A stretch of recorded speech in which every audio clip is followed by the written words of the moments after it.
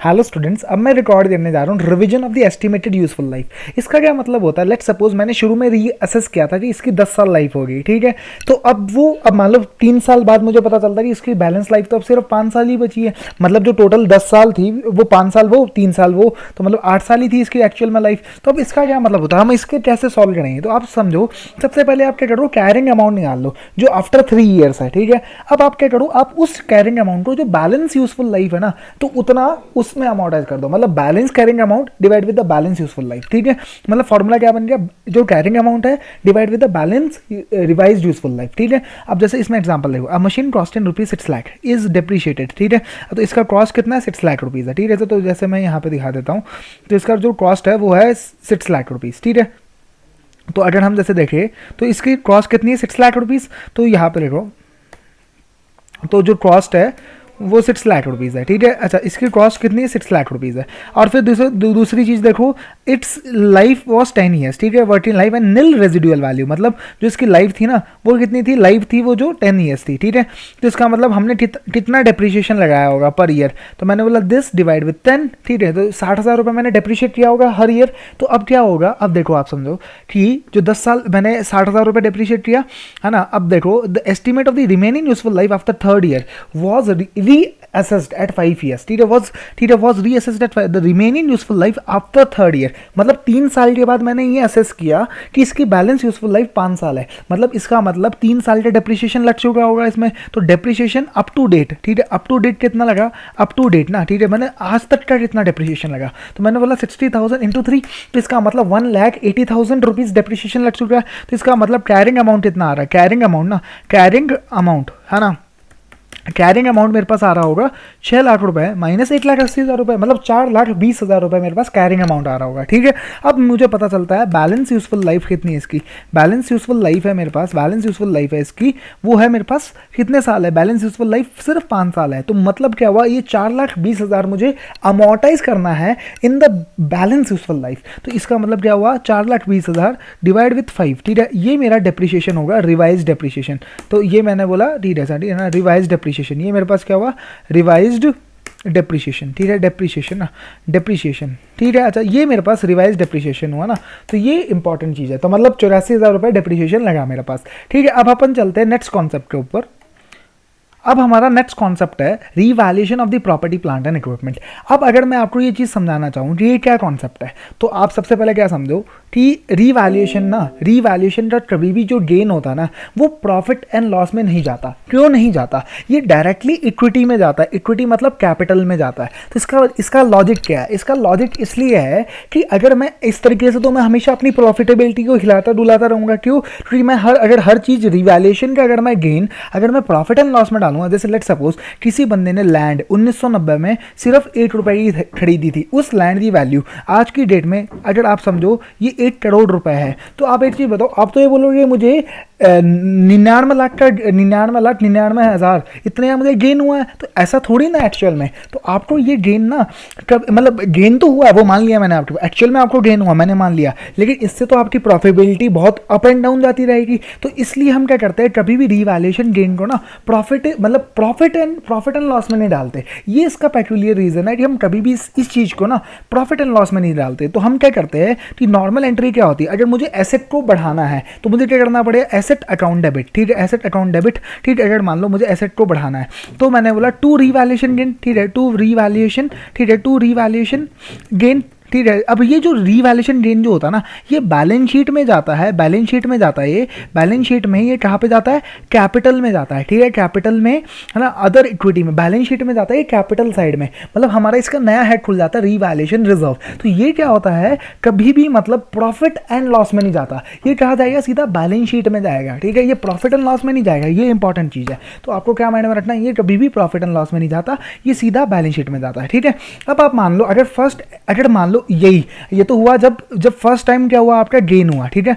आप ये मानो कि ये एंट्री कब डली, जब पहली बार में आपको क्या हुआ, गेन हुआ, ठीक है। अगर ये लेट सपोज अगर आपको पहले टाइम में ही लॉस हो जाता, तो लॉस देखो क्या बोलता है, जो स्टैंडर्ड बोलता है ना, जैसे ES इसका 10 है, तो ES 10 क्या बोलता है, अगर प्रॉफिट हुआ तो वो हमेशा जाएगा रिवैल्यूएशन रिजर्व में, लेकिन अगर लॉस हुआ तो वो जाएगा प्रॉफिट एंड लॉस में। ये है कंजर्वेटिज्म का प्रिंसिपल। कंजर्वेटिज्म का प्रिंसिपल क्या बोलता है, हमेशा लॉस को बुक कर लो लेकिन रेवेन्यू को अभी मत बुक करो। तो ये मैं कब बुक करूंगा, जब मेरे पास क्या बोलते हैं मेरा एसेट या तो सेल हो जाएगा तो मैं ये रिवैल्यूएशन गेन मतलब प्रॉफिट एंड लॉस में लाऊंगा, ठीक है। हालांकि इसका कॉन्सेप्ट दूसरा है, वो अभी हम डिस्कस नहीं कर रहे, ये थोड़ा टिपिकल पोर्शन है, वो आपके लिए रेलेवेंट नहीं है। तो इसका मतलब क्या है, जो गेन हुआ वो एंट्री हुई asset account debit to revaluation gain, अगर गेन होता है तो, ठीक है। अगर यही मान लो अगर आप शुरू में ही लॉस हो जाता है तो मुझे एसेट को कम करना है, और एसेट का क्या बैलेंस होता है, डेबिट। तो अगर किसी चीज को कम करना है जिसका डेबिट बैलेंस है तो उसे हमें क्रेडिट करना पड़ेगा, ठीक है।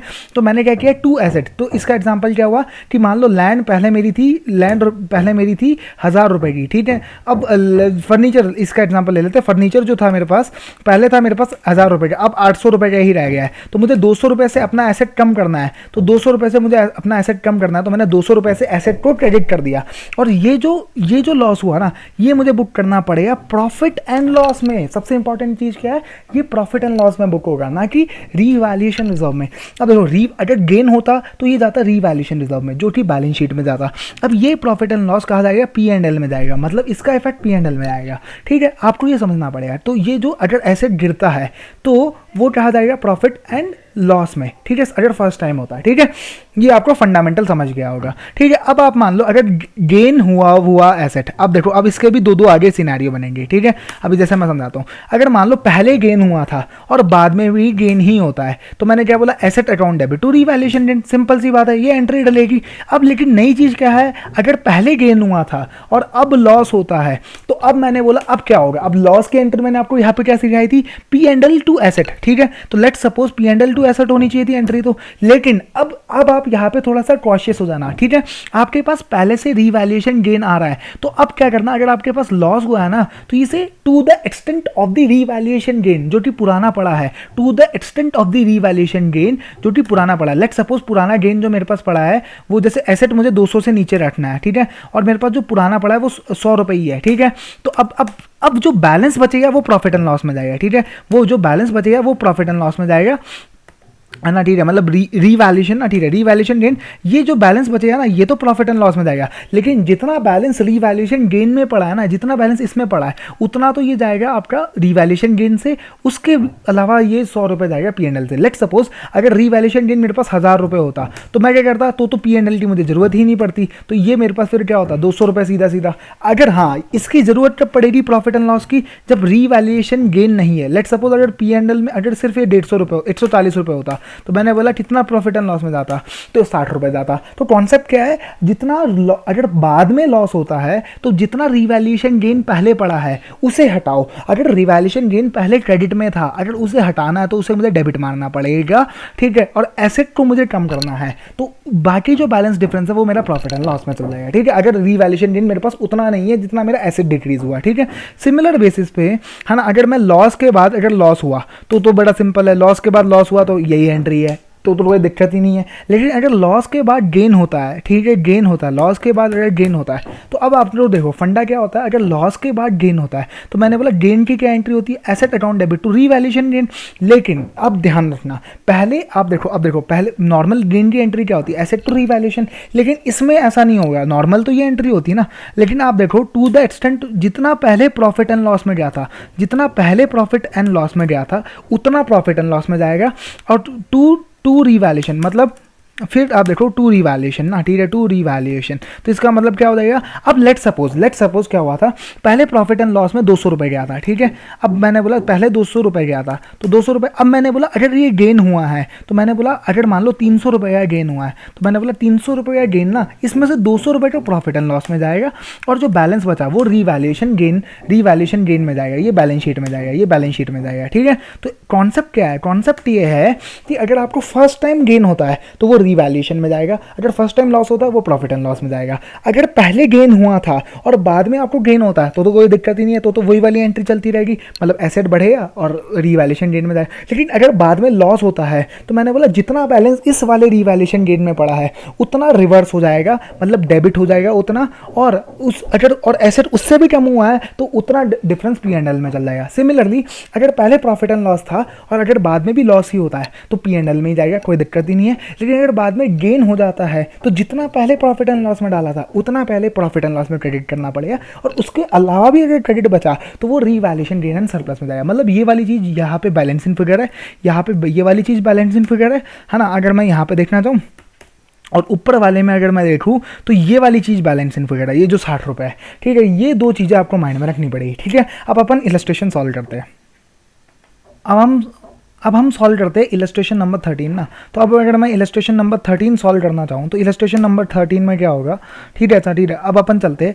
अब मशीन कॉस्ट रुपी 12 लाख रुपए, तो मतलब मशीन की जो कॉस्टिंग थी वो कितनी थी, 12 लाख रुपए। तो मैं यहाँ पे लिख लेता हूँ कॉस्ट कितनी थी, 12 लाख रुपए, ठीक है, 12 लाख रुपए, ठीक है अच्छा। सबसे पहले तो ये हो गया। फिर मैंने बोला इस depreciated use in assuming the useful life of 10 years, मतलब इसे मैंने यूजफुल लाइफ कितना माना है इसकी, मैंने 10 ईयर्स यूजफुल लाइफ मानी है। तो यूजफुल लाइफ कितना हुआ है इसका, यूजफुल लाइफ ना, यूजफुल है ना, यूजफुल लाइफ इसकी मैंने मानी 10 ईयर्स। तो इसका मतलब मैं हर ईयर कितना डेप्रिशिएट कर रहा हूँ, तो इसका मतलब क्या हुआ, मैं इसे कितना डेप्रिशिएट करता हूँ, मेरा हर साल डेप्रिशिएशन कितना रहा होगा, 12 लाख डिवाइड विद 10, तो मतलब 8,20,000 रुपये मेरा हर साल डेप्रिशिएशन रहा होगा। फिर अपन चलते हैं यहाँ पे, एंड जीरो रेजिडुअल वैल्यू, इसकी रेजिडुअल वैल्यू जीरो थी फॉर 3 ईयर्स ना।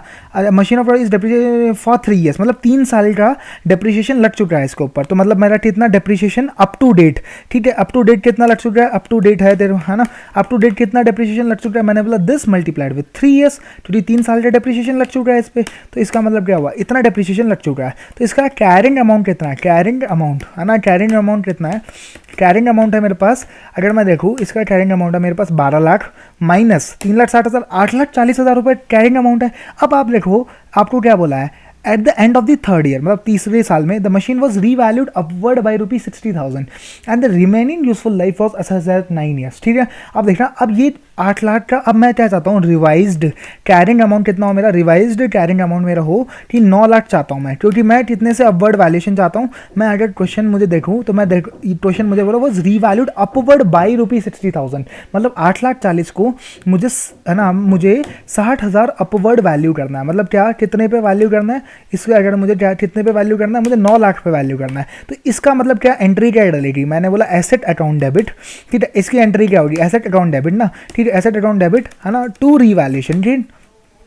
तो एंट्री होगी टू रीवैल्यूएशन गेन, ठीक है। कितने से एंट्री होगी, तो मैंने बोला ये आपकी एंट्री होगी दिस माइनस दिस, क्योंकि मुझे 8,40,000 वाले एसेट को इतने पे पहुंचाना है, ठीक है। तो मैंने बोला इतने से रिवैल्यूएशन गेन की एंट्री होगी, तो ये मेरा 8,40,000 वाला 9 लाख रुपए पहुंच गया। अब मैंने बोला इसकी यूजफुल लाइफ कितनी है, तो मैंने बोला रिमेनिंग यूजफुल लाइफ कितनी है, यूजफुल लाइफ, ठीक है, रिमेनिंग यूजफुल लाइफ कितनी है इसकी, 9 साल। तो इसका मतलब क्या हुआ, मेरा जो डेप्रिसिएशन का अमाउंट होगा ना वो होगा दिस डिवाइड विथ दिस, तो मतलब 8 लाख रुपए मेरा हर साल का अब रिवाइज डेप्रिसिएशन आ गया। तो ये कॉन्सेप्ट था जो आपको समझना है, ठीक है। तो ये जैसे इसमें देखो आप कितना डेप्रिसिएशन आ गया, 9 लाख डिवाइड विथ 9, मतलब 8 लाख रुपए का डेप्रिसिएशन आ गया। अब हम नया कॉन्सेप्ट समझने जा रहे हैं जिसका नाम है provision for repairs and renewals. अब इसका क्या मतलब होता है, लेट्स सपोज कि मान लो आज मैंने नई मशीन परचेज करी, तो इसका रिपेयर का खर्चा अभी तो कम आएगा लेकिन आने वाले सालों में ज़्यादा आने वाला है, ठीक है। तो मैं क्या करता हूँ, एक constant charge over the useful life of the asset ना प्रोविजन बनाता रहता हूँ। मतलब मान लो आज कम आएगा लेकिन बाद में आने वाला है, लेकिन मैं खर्चा आज पूरा ही बुक कर दूंगा जितना, जैसे मान लो मुझे लगता है टोटल खर्चा ना रिपेयर्स का आने वाला है यूजफुल लाइफ में, जैसे 8 लाख रुपया, मान लो आप 9 लाख रुपया मेरा टोटल खर्चा आने वाला है रिपेयर पे ड्यूरिंग द यूजफुल लाइफ। तो मैं क्या करूंगा, इसे डिवाइड विद 3 करूंगा, जैसे लेट सपोज 3 यूजफुल लाइफ है, तो मैंने बोला 3 लाख रुपए में हर साल रिपेयर्स का खर्चा प्रोवाइड फॉर करूंगा, भले ही वो एक्चुअल में खर्चा हुआ हो या नहीं हुआ हो। तो क्या एंट्री होगी जब मैं रिपेयर्स का खर्चा प्रोवाइड फॉर करूंगा, तो मैंने जैसे लेट सपोज जैसे 9 लाख रुपए का मैंने एस्टिमेट लाया था कि ये 3 साल में रिपेयर्स का खर्चा होगा। अब भले ही अनइवन होगा, मतलब भले ही पहले साल 8 लाख रुपए ही हुआ हो, तो पहले साल भले ही 8 लाख रुपए हुआ हो, अगले साल भले ही 4 लाख रुपए हुआ हो, है ना, 4 लाख रुपए हुआ हो, और अगले साल भले ही, है ना, ये भले ही ये 3 लाख रुपए हुआ हो, और यहाँ पे आप मान लो 5 लाख रुपए, ना, तो ये 5 लाख रुपए हो गया, ठीक है ना, 5 लाख रुपए हुआ हो। तो ये आप समझो कि ये टोटल कितना आया, ये 90,000 ना, चलो 90,000 मान लो आप इसे, ठीक है, 90,000 रुपए। तो इसका मतलब क्या हुआ, 90,000 मेरा टोटल रिपेयर का खर्चा लगना था, ठीक है, 90,000 रुपए टोटल लगना था, जैसे जिसमें से 10,000 पहले साल लगना था। तो अब दूसरे साल 30,000 रुपये और तीसरे साल 50,000 रुपये। तो इसका मतलब टोटल मेरा 90,000 रुपये खर्चा है। अब मैं क्या करूँगा, पहले साल क्या करूँगा, देखो आप समझना, पहले साल मैं क्या करूँगा, पहले साल में मतलब अब मेरा टोटल खर्चा 90,000 रुपये लगना है over the useful life of 3 years. तो मैं क्या करूँगा, पहले साल से ही 30,000 का प्रोविजन बना के चलूँगा। मतलब होगा क्या, अब देखो आप, मैं पहले साल ही एंट्री डालूंगा रिपेयर्स, ठीक है, रिपेयर्स अकाउंट डेबिट ना, ठीक है, रिपेयर्स अकाउंट डेबिट, ठीक है, रिपेयर्स अकाउंट डेबिट कितने से डेबिट मारूंगा मैं रिपेयर्स अकाउंट डेबिट को, मैंने बोला रिपेयर्स अकाउंट डेबिट मैं कितने से डेबिट मारूंगा, मैंने बोला मैं 30,000 रुपये से डेबिट मारूंगा क्योंकि ये मेरा खर्चा है, ठीक है। और इसे मैं क्या करूँगा, टू प्रोविजन में डाल दूंगा, ठीक है, टू प्रोविजन, ठीक है, फॉर रिपेयर्स, ठीक है, टू प्रोविजन फॉर रिपेयर्स, ठीक है। अब मानो आप, ये तो मेरी नोशनल एंट्री हुई, ठीक है। अब आप ये भी तो समझो कि फर्स्ट ईयर में मेरा 10,000 रुपये का एक्चुअल खर्चा भी हुआ होगा। अब ये तो एक्चुअल पेमेंट हुई है, तो मुझे क्या करना पड़ेगा, रिपेयर्स अकाउंट डेबिट, ठीक है, रिपेयर्स अकाउंट डेबिट, ठीक है, टू बैंक, ठीक है, टू बैंक करना पड़ेगा क्योंकि ये पेमेंट हुई है 10,000 रुपये की, मेरी एक्चुअल में पेमेंट हुई है ना। अब क्या होगा, टू बैंक अकाउंट, तो मतलब ये जो 10,000 रुपये है ना, ये क्या होगा मेरे पास, ये होगा। अब लेकिन आप समझो कि ये 30,000 का खर्चा, अच्छा ये देखो ये भी 10,000 रुपये होगा, तो ये मेरे पास 10,000 रुपये ही होगा, ठीक है। अच्छा अब आप समझो कि मेरा जो खर्चा था वो 30,000 रुपये होना चाहिए था, ठीक है। अब लेकिन जो मेरी अभी पेमेंट हुई है, अब देखो अब क्या था, मैंने क्या बोला 90,000 रुपये पूरे साल में, पूरे 3 साल में खर्च होगा, तो इसका मतलब 30,000 रुपये हर साल का खर्चा है, ठीक है। अब उसमें से मेरी जो पहले साल पेमेंट होनी है ना, वो सिर्फ 10,000 रुपये ही होनी है, ठीक है। अब आप समझो कि प्रोविजन फॉर रिपेयर्स में कितना बैलेंस आ रहा है अभी, 30,000 रुपये, ठीक है। लेकिन आप ये समझो, ये जो 10,000 रुपये है ना, ये देखो 30,000 में भी ये 10,000 जुड़ा हुआ था, तो इसका मतलब ये 10,000 मतलब अभी टोटल रिपेयर्स अकाउंट में कितना बैलेंस आ रहा है, रिपेयर्स अकाउंट में दिस प्लस दिस, तो 40,000 रुपये खर्चा आ रहा है। तो मुझे ये खर्चा कम करना है, क्यों कम करना है, क्योंकि इस साल का खर्चा तो सिर्फ 30,000 रुपये था। तो मैं क्या एंट्री डालूंगा, मैं एंट्री डालूंगा प्रोविजन फॉर रिपेयर्स को डेबिट करूंगा, प्रोविजन फॉर रिपेयर्स ना, तो प्रोविजन फॉर रिपेयर्स को मैं डेबिट करूंगा, क्यों, क्योंकि मैं क्या करूंगा, इस प्रोविजनल से विड्रॉ कर रहा हूं कितना रुपए, 10,000 रुपये, जितना एक्चुअल यूटिलाइजेशन हुआ, ठीक है।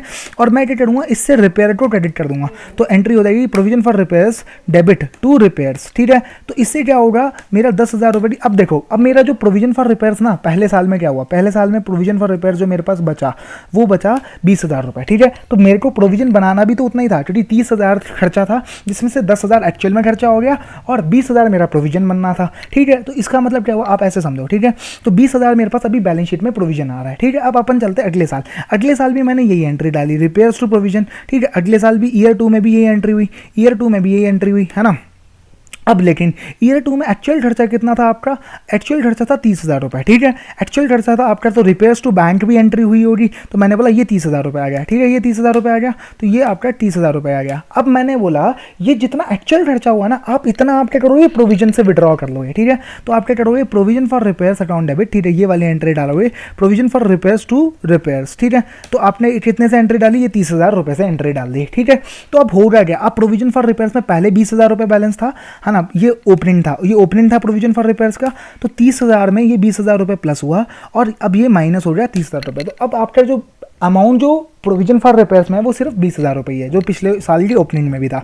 अब सिमिलरली आप देखो अगले साल भी आपने इतने का ही प्रोविजन बनाया, ठीक है, इतने का ही प्रोविजन बनाया। अब आपने जब पेमेंट करी होगी 50,000 रुपये की रिपेयर्स की, तो आपकी क्या एंट्री डली होगी, रिपेयर्स अकाउंट डेबिट, मतलब 50,000 रुपये तो और 50,000 रुपये, ठीक है। अब आपने ये जो पैसा है ना, ये प्रोविजन से विड्रॉ कर लिया होगा, क्योंकि आपने प्रोविजन बना रखा है, तो आपने क्या किया होगा, प्रोविजन फॉर रिपेयर्स 50,000। अब आप देखो प्रोविजन फॉर रिपेयर्स 0 हो चुका होगा, क्योंकि देखो 20,000 ओपनिंग था, 30,000 इस साल का और 50,000 का यूटिलाइजेशन हो गया, तो ये 0 हो गया। तो मतलब ये हमारी सारी एंट्रीज हो गई। तो इसका मतलब क्या होता है, हम क्या करते हैं, पहले एस्टिमेटेड यूजफुल लाइफ में जितना भी रिपेयर का खर्चा होना है ना, उसका प्रोविजन हर साल बनाते हुए चलते हैं, भले ही वो खर्चा हुआ हो या ना हुआ हो। जब वो एक्चुअल खर्चा होता है तो हम क्या करते हैं, पहले उस एक्चुअल खर्चे को बुक करते हैं, जैसे नॉर्मल एंट्री होती है, ये तो रिपेयर्स की नॉर्मल एंट्री है, तो हम क्या करते हैं, पहले एक्चुअल खर्चे को बुक करते हैं, ठीक है। और फिर हम क्या करते हैं, प्रोविजन में से उस अमाउंट को क्रेडिट कर देते हैं, ठीक है, मतलब उस प्रोविजन को हम वहां से क्रेडिट कर देते हैं। या फिर हम ऑल्टरनेट सेट ऑफ एंट्री क्या डाल सकते हैं कि लेट सपोज देखो ये 10,000 रुपये की जो बैंक की पेमेंट हुई ना, हम इसे अब इन दोनों एंट्रीज को क्लब कर दे, एक एंट्री भी डाल सकते हैं। ये क्या एंट्री डाल सकते हैं वो मैं आपको समझाता हूँ। मैं एंट्री डाल सकता हूँ provision for repairs account debit to bank. तो इसका मतलब डायरेक्ट एंट्री क्या होती है, डायरेक्ट एंट्री तो बनती है, डायरेक्ट एंट्री ये हो जाएगी, मतलब ये समझो आप कि अगर मान लो मैंने 30,000 का प्रोविजन बना रखा है, उसमें से 10,000 रुपये की पेमेंट हो गई, ठीक है, तो इसका मतलब क्या हुआ, प्रोविजन कम हुआ ना, तो आप अल्टीमेटली एंट्री ये भी डाल सकते हो, provision for repairs account debit to bank, ठीक है। लेकिन ज़्यादा अच्छी एंट्री कौन सी होती है, ये वाली एंट्री एंट्री होती है। क्यों? क्योंकि इसमें क्या होता है, हमें ट्रैक नहीं रखना पड़ता कि कितना प्रोविजन बचा है कितना नहीं बचा। ठीक है, ये आप जब ये अभी आप मत समझिए, लेकिन मैं आप ये मेरी बात मान लीजिए, ज़्यादा बेटर एंट्री ये होती है। ठीक है, क्यों? क्योंकि इसमें हमें खर्चे का ट्रैक नहीं रखना पड़ता। मान लो अब जैसे मैं अकाउंटेंट मैं हूँ, ठीक है, अकाउंटेंट मैं हूँ और मैनेजर वो है। ठीक है, अब मुझे क्या पता, मुझे थोड़ी पता है इसका प्रोविजन बना रखा है या नहीं बना रखा है रिपेयर का, तो मैं तो क्या करूँगा, रिपेयर्स में खर्चा बुक करूँगा। ठीक है, ये लेकिन ये वाली एंट्री कौन डाले है? ये मैनेजर डाले, क्योंकि मैनेजर को पता है कि इस चीज़ का प्रोविजन बन रखा था। तो अगर दो बंदे एंट्री डालने वाले हो ना, तो हमेशा माइंड में रखो ये एंट्री सबसे बेस्ट है। तो पहले आप नॉर्मल खर्चा बुक करो, फिर उस खर्चे को कम कर दो जितना प्रोविजन आपने यूटिलाइज कर लिया। तो ये फंडा होना चाहिए। या फिर आप डायरेक्टली भी ये एंट्री डाल सकते हो, प्रोविजन टू बैंक। मतलब आप मान लो 30,000 का आपने प्रोविजन बनाया था और आपने उस 30,000 में से 10,000 रुपये की पेमेंट करी, तो एंट्री अब आपकी जो प्रोविजन मतलब क्या, लाइबिलिटी कम होगी। क्यों? क्योंकि 10,000 तो आपने पेमेंट कर दिया, तो सिमिलर फंड है। तो अब अपन चलते हैं, एक इलस्ट्रेशन सॉल्व कर लेते हैं। ठीक है, अब हमें दे रखा है balance in provision for repairs and renewal account as on 31 March रुपये 11,50,000। तो अब देखो ये क्या है कि अब हमें जो प्रोविजन फॉर और तो जो हमें दे रखा है ना, तो ये जैसे लेट सपोज, तो ये जो बाई ब्रॉड डाउन जो बैलेंस है ना, ये हमें दे रखा है, ये जो दे रखा है क्वेश्चन में 11,50,000 है। मतलब ये 11,50,000 रुपये की मेरी लाइबिलिटी है। ठीक है, जैसा कि आप देखो यहाँ पे बैलेंस ब्रॉड डाउन जो भी है 15 लाख, एक मिनट, अच्छा टू बैलेंस करेक्ट डाउन ना, ठीक है, अच्छा balance in provision of as on 31 March 2016 ना, ठीक है ना। You are required to provide for the year 2015 and 16 and 2016 and 17। अच्छा, ठीक है, तो एक नोट हो। अब देखो क्वेश्चन में हमें जो दे रखा है ना, balance in provision for repairs and renewals account, ये हमें दे रखा है 11,50,000। मतलब ये क्या है, 31 मार्च 16 का क्लोजिंग बैलेंस है और हमें जो अकाउंट बनाना है वो 1/4/2015 से लेकर 31 मार्च 16 का। तो जो हमें ये जो बैलेंस दे रखा है ना 11,50,000, ये क्लोजिंग बैलेंस है 31 मार्च 16 का और ओपनिंग बैलेंस है 31 मार्च 17 का। तो हम क्या करते हैं, पहले 16-17 वाला अकाउंट बनाते हैं। ठीक है, तो 16-17 में क्या होगा, अगर मैं मान लो 1 अप्रैल 2016 का अकाउंट बना रहा हूँ, तो मैंने बोला ठीक है, बाई ब्रॉड डाउन कितना बैलेंस है, मैंने बोला बाई ब्रॉड डाउन है मेरे पास बैलेंस, मैंने बोला ठीक है। अब यहाँ पे देखो आप, बाई ब्रॉड डाउन कितना है मेरे पास बैलेंस, 11,50,000, क्योंकि क्वेश्चन ने मुझे दे रखा है ये चीज़। तो मैंने बोला ठीक है, 11,50,000 रुपये ये बैलेंस। ठीक है, अब आप देखो, अब इस प्रोविजन में से 31 मार्च 17 के लिए, 31 मार्च 16 तो जा चुका है क्योंकि 1/4/2016 से हम अकाउंट बना रहे हैं। 31 मार्च 2017 के लिए हमने 3,20,000 रुपये का खर्चा किया है। तो अब मैंने क्या बोला, इसकी क्या एंट्री होगी। अब मैंने मान लो 3,20,000 रुपये की रिपेयर की पेमेंट करी होगी, तो रिपेयर्स की क्या एंट्री हुई होगी, रिपेयर्स टू बैंक। अब मुझे वो खर्चा कम करना है, क्यों? क्योंकि उसका प्रोविजन ऑलरेडी बना हुआ था। तो मैं क्या एंट्री डालूंगा, provision account debit to repairs. तो मैंने क्या करा, मैंने एंट्री डाल दी provision account debit to repairs. तो एंट्री हो जाएगी, ये आपकी एंट्री होगी 31 मार्च 2017 को। तो ये टू रिपेयर्स हो गया। ठीक है, टू रिपेयर्स ना, ये कितना अमाउंट हो गया आपका, जितना एक्चुअल में खर्चा हुआ, कितना एक्चुअल में खर्चा हुआ आपका 3,20,000 रुपये। तो आपने 3,20,000 रुपये से ये एंट्री डाल दी। तो ये आपकी फर्स्ट सेट ऑफ एंट्री हुई। ठीक है, अब दूसरा क्या बोलता है हमें, company makes an annual provision of rupees 4 lakh on repairs and renewal. मतलब हर साल हम 4 लाख का प्रोविजन बनाते हैं। तो ये आपका एक्चुअल में खर्चा है। तो ये 31 मार्च 17 को आपकी एंट्री डलेगी, 31 मार्च 17 को आपकी रिपेयर्स डेबिट होगा और प्रोविजन क्रेडिट होगा। तो यहाँ पे क्या आ जाएगा, बाई रिपेयर्स। मतलब ये प्रोविजन बना है आपका कितने रुपए का, 4 लाख रुपए का। तो इसका मतलब जो आपका अल्टीमेटली क्लोजिंग बैलेंस आएगा वो आ जाएगा, वो आपका जो बैलेंस आएगा वो आपका क्लोजिंग बैलेंस आएगा बाई कैरेट डाउन। ठीक है, बाई कैरेट डाउन कितना बैलेंस आया, 31 मार्च 17 को आपका कैरेट डाउन आ गया, कैरेट फॉरवर्ड ना, कैरेट फॉरवर्ड कितना आ गया आपका, कैरेट फॉरवर्ड आ गया आपका दिस माइनस दिस। तो इसका मतलब 12,30,000 रुपये आपका कैरी फॉरवर्ड बैलेंस हो गया, जो कि अगले साल कैरी फॉरवर्ड होगा। ठीक है, अब इससे 8 साल पहले का भी हमें अकाउंट बनाना है। तो इसका मतलब अगर ये बाई ब्रॉड डाउन था तो ये पिछले साल का क्या होगा, है ना। तो ये 2 कैरी फॉरवर्ड होगा ना, ये वाली चीज़ 2 कैरी फॉरवर्ड होगी। ठीक है, तो 2 कैरी फॉरवर्ड ना, ठीक है था, ये 2 कैरी फॉरवर्ड होगा। तो ये पिछले साल का, लेट सपोज ये वाला जो बैलेंस था, ये जो 11,50,000 आया है, ये पिछले साल का कैरी फॉरवर्ड था। ठीक है, और आप देखो 31 मार्च, ये कब की एंट्री है, मतलब ये 31 मार्च 16 की है। ये वाली जो एंट्री है ये 31 मार्च 16 की है। ठीक है, तो अब आप देखो क्या होना है। ठीक है, 31 मार्च 16 की है। अब आप देखो 31 मार्च 16 को एक्चुअल पेमेंट कितनी हुई थी, 7,50,000 रुपये की पेमेंट हुई थी। तो इसका मतलब 31 मार्च 16 की अगर मैं पहले देखूँ तो टू रिपेयर्स जो एंट्री, रिपेयर्स का जो एक्चुअल खर्चा था, जो कि प्रोविजन से यूटिलाइज करना था, उसका अमाउंट था हमारे पास 7,50,000 रुपये। तो ये 7,50,000 रुपये था मेरे पास। ठीक है, तो इसका मतलब क्या हुआ, ये टोटल कितना आ गया, 19 लाख रुपये ना।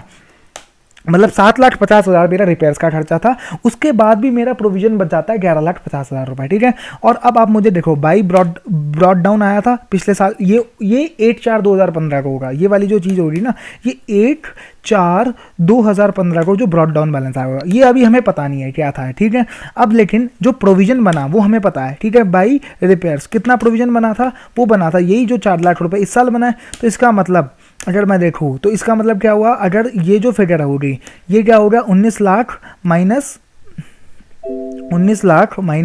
4 लाख रुपए, तो भैया 15 लाख मतलब प्रोविजन बना होगा, मतलब 15 लाख ओपनिंग प्रोविजन होगा। तो इसका मतलब 15 लाख ओपनिंग, रिपेयर्स का नया प्रोविजन 4 लाख का बना था, जिसमें से 7,50,000 की पेमेंट हो गई थी और 11,50,000 कैरी फॉरवर्ड आया था। तो ये कॉन्सेप्ट है जो आपको समझना है, सबसे इंपॉर्टेंट है ना।